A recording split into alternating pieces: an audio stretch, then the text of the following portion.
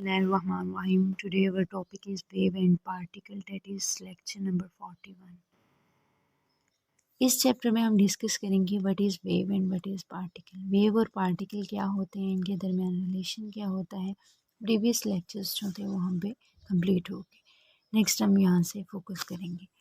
Point number 1 में कहता है टुडे, आज वी आर कन्विंस्ड डैट, हम इस बात पे मुतफिक हैं डैट के matter takes form of wave and in same situation, in some situation and behave as a particle in other situation, called the wave and particle duality. Wave and particle duality एक बड़ा अच्छा और short question है, बड़ा important short question है, जिसके मुताबिक एक सिचुएशन में या किसी भी सिचुएशन में एक हालत में जो वेव है, जो मैटर है वो वेव के तौर पर अमल करेगा और दूसरी सिचुएशन में वो पार्टिकल के तौर पर अमल करेगा। ये फिनोमेना जो है वो वेव एंड पार्टिकल ड्यूलिटी कहता है, वेव एंड पार्टिकल का दोहरा मेयार कहलाता है। ठीक है,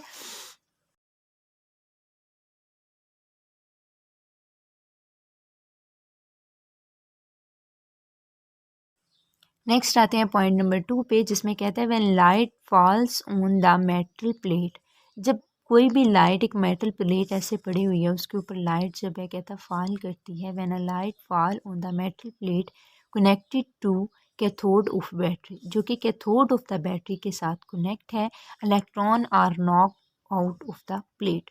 तो इलेक्ट्रॉन जो है वो प्लेट के ऊपर नॉक होंगे, हरकत करेंगे या उसको मूवमेंट में यूँ कहते हैं कि उसको दस्तक देंगे। They reach a collecting plate, वो अब नेक्स्ट जो लेवल है वो कलेक्टिंग प्लेट के अंदर, सारे जिस कलेक्टिंग प्लेट के अंदर उन्होंने जाना था उसके अंदर जमा हो जाएंगे। That connected to a battery anode, जो कि बैटरी एनोड के साथ कनेक्ट है। एंड करंट ऑब्जर्व्ड, और करंट जो है उसके अंदर से निकल रहा है। अब नंबर ए पॉइंट में कहता है कि intensity of a light increase, intensity of the light जो है वो बढ़ जाती है, and kinetic energy of ejected electron increase, और इजेक्टेड इलेक्ट्रॉन, निकलने वाले इलेक्ट्रॉन जो इजेक्ट करते हैं उनकी इलेक्ट्रॉन जो है वो भी इंक्रीज हो जाती है, kinetic energy. Point number B में कहता है इलेक्ट्रॉन इमिटेड फ्रिक्वेंसी, इलेक्ट्रॉन जो है वो फ्रिक्वेंसी को खारिज करते हैं ऑफ लाइट वी आई, जिसकी लाइट वी आई है। Intensity of a light is large, तो इंटेंसिटी ऑफ द लाइट इनकी बहुत ज़्यादा होगी। बट एक्चुअल ऑब्जर्वेशन, लेकिन एक्चुअल ऑब्जर्वेशन के मुताबिक जो सही मुतफिक चीज़ है, नंबर ए मैक्सिमम काइनेटिक एनर्जी इमिटेड, ज़्यादा से ज़्यादा काइनेटिक एनर्जी खारिज होगी electron independent of light intensity, और इलेक्ट्रॉन जो है वो इंडिपेंडेंट होंगे इंटेंसिटी ऑफ द लाइट पे। पॉइंट नंबर बी में कहता है कि वी जो है वो ग्रेटर देन होगा वी नॉट के, number of electrons are emitted, जो इलेक्ट्रॉन्स जो हैं वो खारिज होंगे टू मैटर, मैटर से हैज़ लार्ज लाइट, उनकी बहुत ज़्यादा लाइट होगी। नेक्स्ट आते हैं हम पॉइंट नंबर अपने 3 पे, जिसमें कहता है कि इन 1905 1905 में आइंस्टाइन रियलाइज्ड, आइंस्टाइन को ये मालूम हुआ डेट के photo electric effect could explain if explain, वो कहता है कि फोटो इलेक्ट्रिक इफेक्ट को हम एक्सप्लेन कर सकते हैं। 1905 में आइंस्टाइन को ये बात का ख्याल आया, if light actually comes in little packets, अगर लाइट वाकई एक्चुअली छोटे छोटे पैकेट्स के छोटे छोटे पैकेट्स की फॉर्म में आती है ऑफ एनर्जी, एनर्जी की, with energy of each quantum, और हर एनर्जी क्वांटम की एनर्जी जो है वो एच वी के इक्वल होती है। सो मैक्सिमम का एनर्जी जो है kinetic energy, sorry kinetic energy वो बराबर होगी एच वी माइनस डब्ल्यू के। ठीक है, वर्क डन के, W H we minus W के।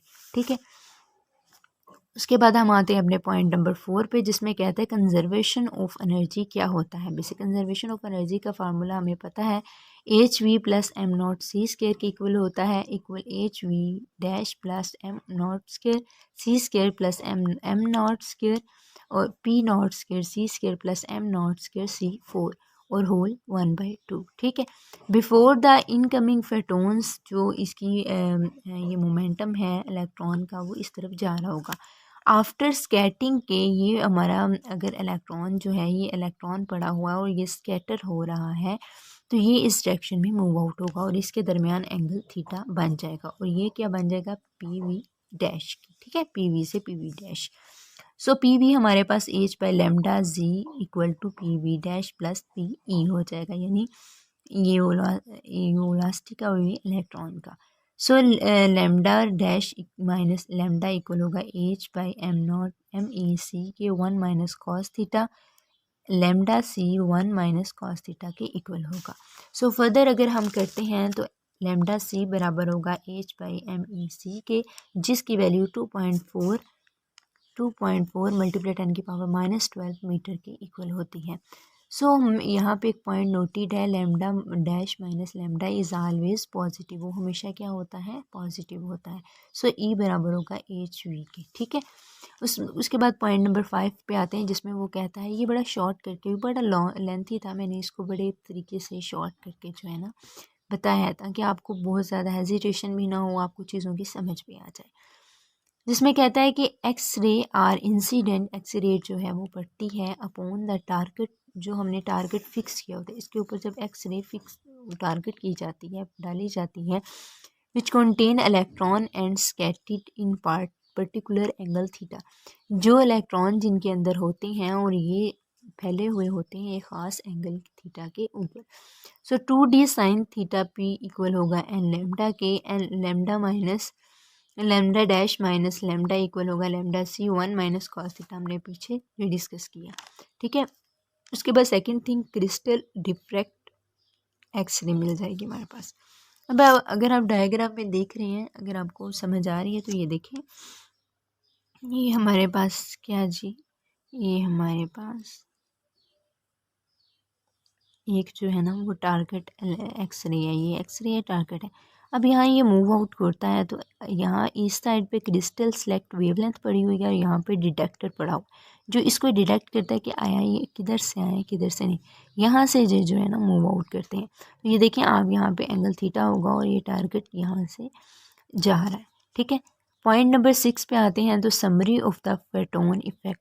अब फेटोन इफेक्ट की बेसिकली छोटी सी शॉर्ट समरी क्या होती है, उसमें कहता है कि relation between energy and frequency जो है वो एफ ई इज इक्वल है एच वी के इक्वल होगा। Relativistic formula energy and momentum का जो e square equal to p square c square plus m square C4 और एम इसमें है 0 के, तो 0 पुट करेंगे तो उस हिसाब से हमारी वैल्यूज आ जाएंगी। सी पॉइंट है relation between the frequency wavelength and photon speed जो है वो lambda v equal to c के होती है। एंड डी पॉइंट में कहता है मोमेंटम वाइज वेवलेंथ जो है वो P equal to H V over C equal to H over lambda होगी, ठीक है। यहाँ तक अंडरस्टैंड हो गया।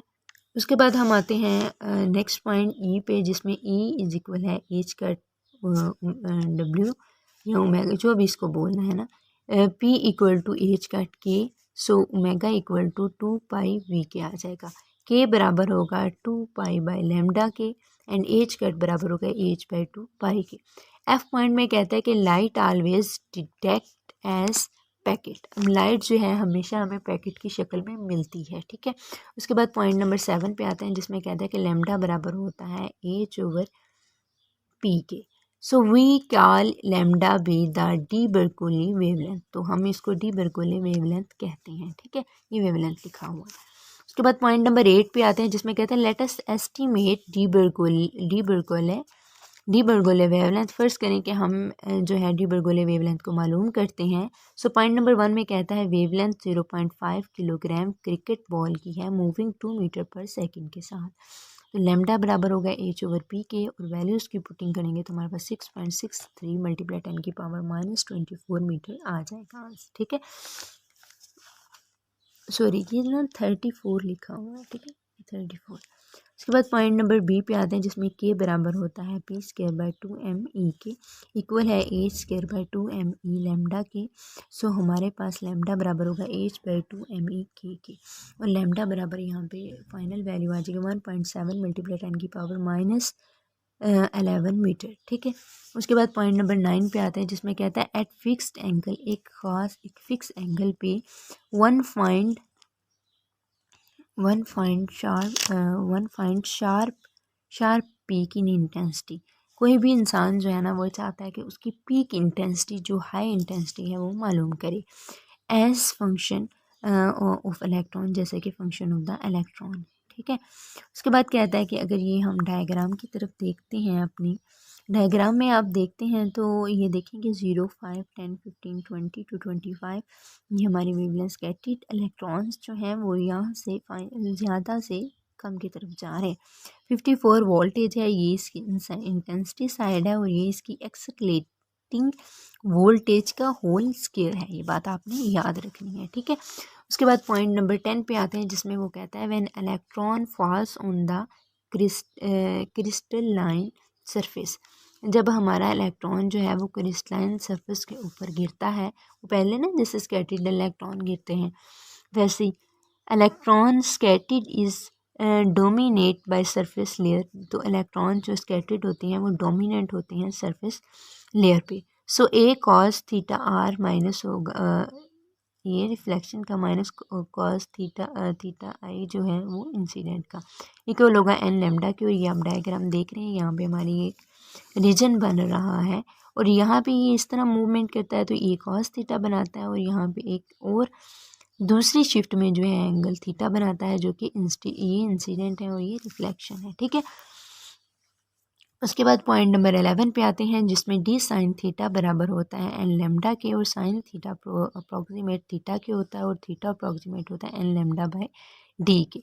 सो डी थीटा बराबर होगा एल लेमडा बाय डी के और वाई बराबर होगा D tan theta approximately D theta के। सो डेल वाई जो है अप्रॉक्सीमेटली डेल डी, ये डी है, ठीक है, ये क्या है, डी है, डेल थीटा के और डेल वाई बराबर होगा lambda D by small D के। तो अगर ये फ्रिंजेस में हम देखते हैं तो ये हमारी coherent beam of the electron है, यहाँ से ये मूव करती है और यहाँ पे ऐसे जाती है। ये दो स्लिट्स पड़े हुए हैं जो कि एंगल डी साइन थीटा बनाते हैं और यहाँ पे ये वाई जो है ये स्क्रीन लगी हुई है, डिटेक्टिंग स्क्रीन लगी है, जहाँ पे ये सारे इलेक्ट्रॉन जब यहाँ पे फॉल करते हैं तो ये इसको डिटेक्ट करता है, ठीक हो गया। उसके बाद हम अपने पॉइंट नंबर 12 पे आते हैं, जो कि डबल स्लिट एक्सपेरिमेंट है। नंबर ए पॉइंट है इट डजेंट मैटर वेयर्स we use light electron and atom. हम यहाँ पे ये मैटर नहीं करता कि हम कहाँ पे यूज़ करते हैं, ठीक है, लाइट इलेक्ट्रॉन एंड एटम कहाँ पे हम यूज़ करते हैं, ठीक है। तो लेमडा हमारा बराबर होगा एच बाई पी के। बी पॉइंट पे if one slit close interference disappear. अगर हमारी एक स्लिट जो है वो बहुत क्लोज होगी तो इंटरफेरेंस जो होगी वो नज़र नहीं आएगी। पॉइंट नंबर सी पे आते हैं, flux of a particle at slit can reduce only one particle. अगर हमारा फ्लक्स पार्टिकल के ऊपर पड़ा हुआ है स्लिट में तो वो सिर्फ एक ही पार्टिकल को रिड्यूस करेगा, ठीक है। पॉइंट नंबर डी पे आते हैं, if we try to find out which slit particle goes interference pattern vanish. अगर हम ये मालूम करने की कोशिश करते हैं, if we try to find out which slit particle goes interference, कौन सा पार्टिकल इंटरफेरेंस पे है तो ये पैटर्न वैनिश हो जाएगा, ख़त्म हो जाएगा। पॉइंट नंबर 13 पे आते हैं, जो कि हाइजेनबर्ग अनसर्टेनिटी प्रिंसिपल। ये बहुत इंपॉर्टेंट है, बहुत पेपर के हिसाब से भी और वैसे भी कॉन्सेप्चुअल ये बहुत इंपॉर्टेंट है। If we want to see an electron then we hit it so some other particle. अगर वो कहते हैं कि हमने ये मालूम करना है कि इलेक्ट्रॉन जो है वो किस हालत में है तो हम इसे हिट करेंगे सम अदर पार्टिकल, दूसरे पार्टिकल पे। So says hit a proton and enter in the detector. सो हम ये कह सकते हैं कि ये वो जो है वो ना वो हिट करता है और डिटेक्ट करता है प्रोटॉन को।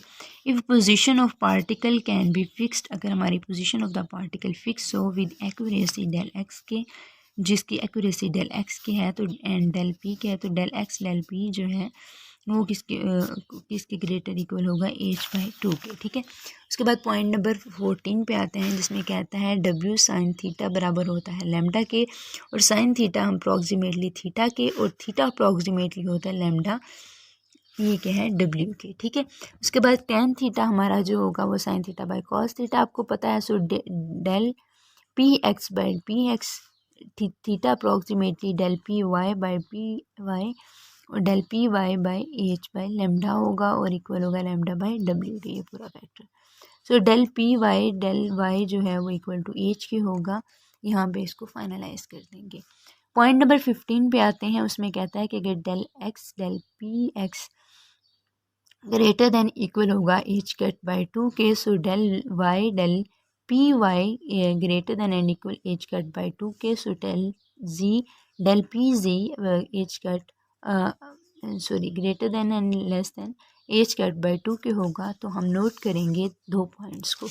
पॉइंट नंबर 1 में कहता है no uncertainty principle for del X del P Y, कोई भी uncertainty principle del X del P Y के नहीं होगा, नहीं इसके लिए होगा। It is more widely accepted, ये ज़्यादा वसी पैमाने पे एक्सेप्ट किया जाता है डेट के quantum uncertainty is intrinsic, quantum uncertainty intrinsic होती है, यानी कि इसका कोई वो नहीं होता प्रोसेस टू द थ्योरी, इसकी थ्योरी के, and doesn't come about just act of measurement, और ना ही हम इसके मेजरमेंट को मेजर कर सकते हैं। सो पॉइंट नंबर 16 में कहता है कि that is the energy time uncertainty, अगर एनर्जी टाइम अनसर्टेनिटी आ जाए del E del T greater than equal and H cut by 2 आ जाएगा। This is that principle of energy conservation can be violated by amount del E in time del T, तो इसकी amount जो है del E जो energy की amount del time T में violet कर जाएगी। पॉइंट नंबर 17 जो कि हमारा लास्ट पॉइंट भी है उस पर आते हैं। तो डेल टी जो है greater than and equal H cut by 2 के होगा। Level of the atom does not have exact value, तो लेवल ऑफ द एटम की एग्जैक्ट वैल्यू नहीं होगी हमारे पास। उसको मैंने बड़ा शॉर्ट करने की कोशिश की ताकि आपको अच्छे से समझ आ जाए, ठीक है। सो हमारे पास एनर्जी इक्वल होगा एच वी 32 के, एनर्जी हमारे पास 32 है, तो ये देखें फ्रिंजेस जा रही हैं जो कि n इक्वल टू 3 है, n इक्वल टू 2 है, n इक्वल टू 1 है, यहाँ पे 1, यहाँ पे 2 और यहाँ पे 3। अगर ये आप इसकी ग्राफ में देखेंगे तो ये इसका जो है ना ग्राफ है वी डेल वी 32 है, और ये फ्रिक्वेंसी है, और इसके जो है फ्रिंजेस हैं। यहाँ पे हमारा पॉइंट जो है वो कंप्लीट होता है, और यहाँ पे हमारा चैप्टर नंबर 41 जो है वो कंप्लीट हो जाता है। उम्मीद करती हूँ कि आपको अच्छे से समझ आ गई होगी। मिलते हैं अपने नेक्स्ट लेक्चर के साथ, तब तक के लिए अपना और अपने प्यारों का ख्याल रखें। अल्लाह हाफिज़।